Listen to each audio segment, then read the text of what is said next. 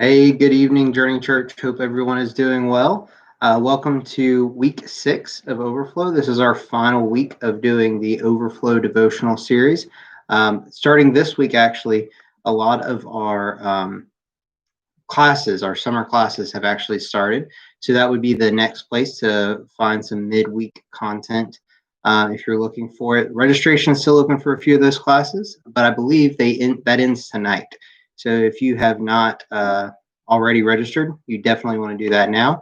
And it's been a joy to be with you, Pastor and Sean. Pastor Sean and I have enjoyed these last 6 weeks, and it's definitely been different. 2020 has been a different thing, so it has been just a joy to be here with you, a joy to walk in this with you. But as we finish this up, I just encourage you, don't let the learning and the growth and the sharing of what you're learning stop here, but bring that to the next level, bring that to the next place. And the next place Journey would point you to would be our summer classes that are starting.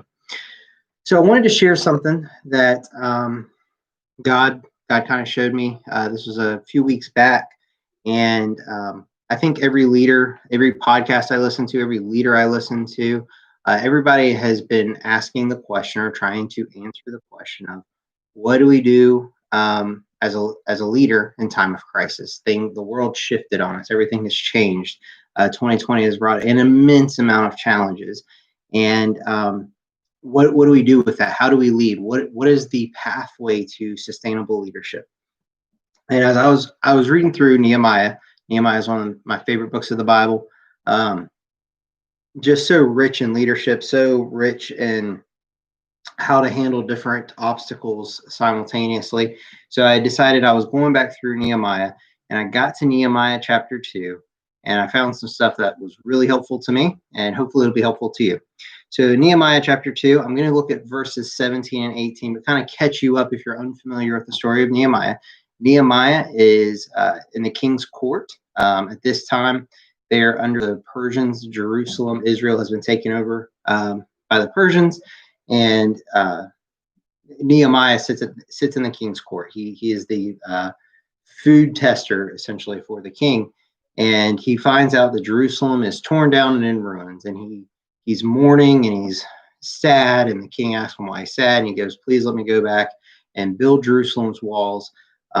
See, at the time, a city's walls were its prestige. It allowed it not to be pillaged. It gave it a sense of safety. It was very much a status symbol as well as a safety feature of a city. And he asked the king, he's like, "Can I go?" And the king says, "Yes, go." And the king gives him permission, and he gives him provision, and Nehemiah goes. And he gets to Jerusalem, and he's kind of looked around, and he sees everything that's going to go on. And now he's to the point of addressing the people. So in Nehemiah, we're going to look at 2 verses. This is verse 17 and 18. And this is Nehemiah addressing the people. This is how Nehemiah outwardly leads people. And I think it's a great model for us to follow. So I'm just going to read the verses, and then we're going to kind of walk through it a little bit. Verse 17. Then I said to them, "You see the trouble we are in, how Jerusalem lies in ruins with its gates burned down. Come, let us build the wall of Jerusalem, that we may no longer suffer derision."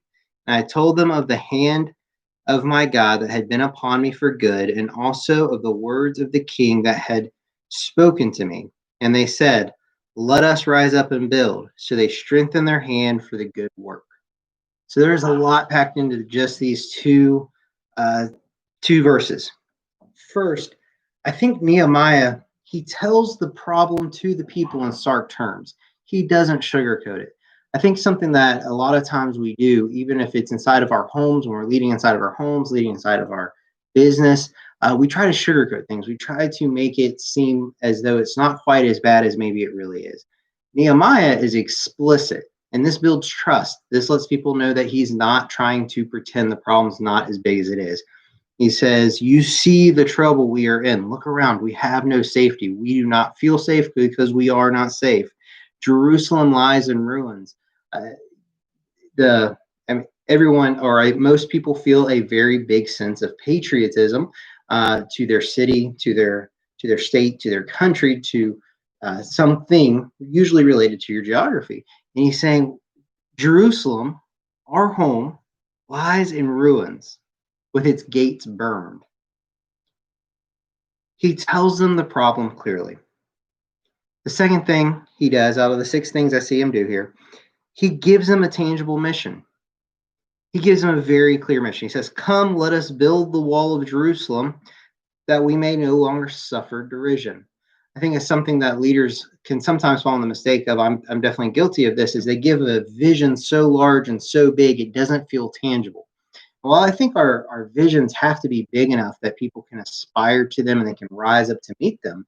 They also have to be real enough that they could feasibly be done.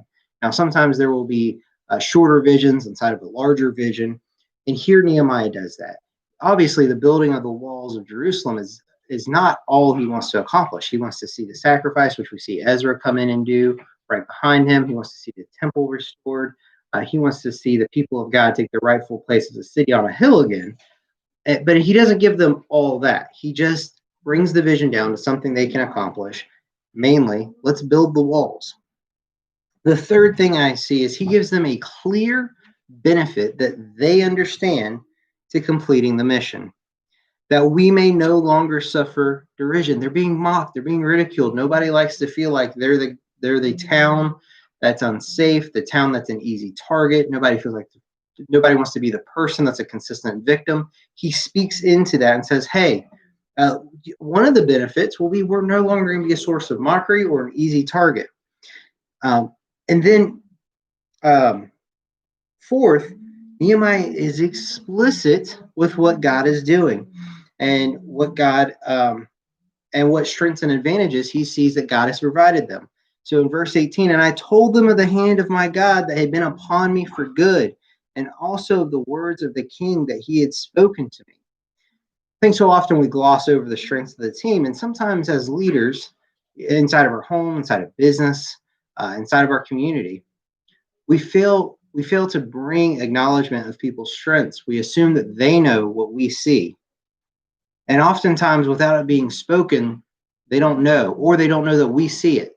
And as leaders, as Christians, we need to speak life into people, but we also need to tell them what God's doing in our life. This is an area that I have been working on all year. I've been working to make sure that I tell people what God is doing in my life. It's something that often I fall into the trap of assuming people know what God's doing in my life. I have tried to be very intentional this year and making sure at least once a month I tell our team, hey, this is what God's doing in my life, with no motive beyond just telling them what's going on in my life. But he also tells them, like, hey, the king has given us provision. Here's what we have going for us. They don't need the people at this time, and now this may not always be the case, but the people here, they don't need someone to tell them what's against them. They know all the things that are against them. They're hyper aware of that. But what they do need to hear is, hey, we're not alone in this. God is for us, and the physical king at that time is also for us, and they are going to help us accomplish the work. And then the fifth thing I see Nehemiah do is he lets the team respond. Picking it up and at the end of verse 18, he says, "And they said, let us rise up and build." This is critical in leadership, especially in times of crisis.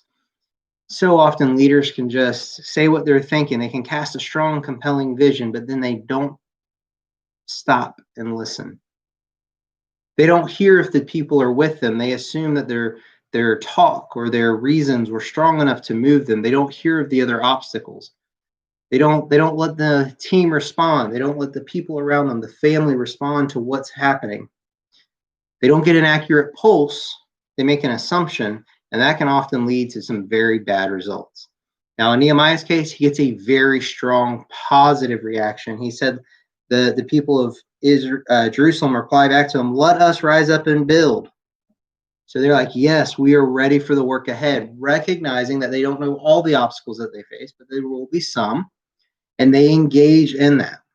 And they're like, yes, we are committed to the work. And as they say, let us rise up and build, they're also subscribing to his methodology of leadership. They want to reestablish Jerusalem as a city on a hill, as a beacon of hope. And they recognize that one of the things that must be put into place is a wall. And if the wall's not there, it's going to be really hard to restart the sacrifices, to restart the temple worship. So they recognize the importance of this. And they say, let us rise up and build. The leader now knows the people are with him. John Maxwell has a great axiom around this. A leader with no one following is taking a walk. And as leaders in times of crisis, we have to take a moment and look behind us and make sure our people are actually with us. And then the last thing I see is Nehemiah allows people to have time to prepare. He says, so they strengthened their hands for the good work. He allows the team to prepare.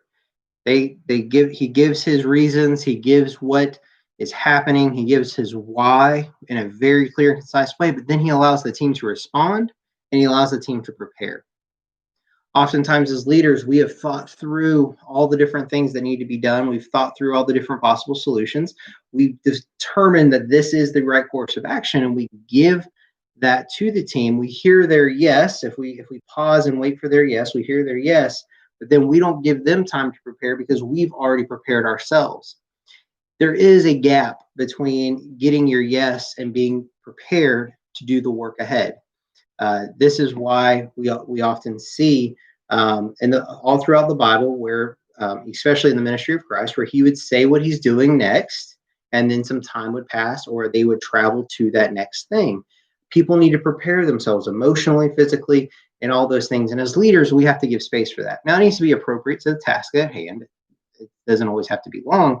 But what he does there is he says, or he's allowing them to prepare their hands, strengthen their hands for the good work. This is going to give them the resiliency they need and the stamina they need to face the obstacles coming at them that they don't know about yet. If you've read the story of Nehemiah, you know the story isn't just, and then they built the wall and lived happily ever after. They are attacked. There's assassination attempts. There are people that are trying to stop the wall from being built. At one point, they have to build with one hand and keep their hand on the sword with their other hand to make sure that they stay safe while they're building the wall. And they're able to get the job done, and they get it done in an incredibly short amount of time. And it goes back to this point right here where they allowed the team to prepare for the work that was ahead. So as people leading our homes, as people leading in the community, as people leading in our neighborhoods, these are 6 things that I see Nehemiah do. He tells them of the problem in stark terms. He doesn't sugarcoat it. He gives them a tangible mission that they can achieve, even if it's hard. He gives clear benefits from completing the mission. He tells them what's in it for them, and it does have a kingdom component to it. Fourth, Nehemiah is explicit on what God has done and what God is doing, and as well as acknowledging the strengths and the benefits that they have as they attack the problem. Fifth, he gives the team time to respond. He doesn't assume that just because he gave a clear, compelling, or charismatic why, that everybody is naturally on board. He lets the team speak into it. And then last, number 6, he allows the team to prepare. He allows there to be a space of time where they have put their yes on the table, but now they get ready to do the work. I would encourage us all as leaders that we can learn from Nehemiah. We could learn from him how it is we can engage the world around us, how we can engage the people around us as we try to lead and love people through everything that's going on right now. I love you guys. This has been a joy to do it. I pray for y'all all the time. I hope you have a great week. And like I said, I hope you'll jump into one of our encounter classes that are starting this week. And I know there's a few more starting next week, but registration does end tonight. So absolutely do that. All right. You guys have a great night.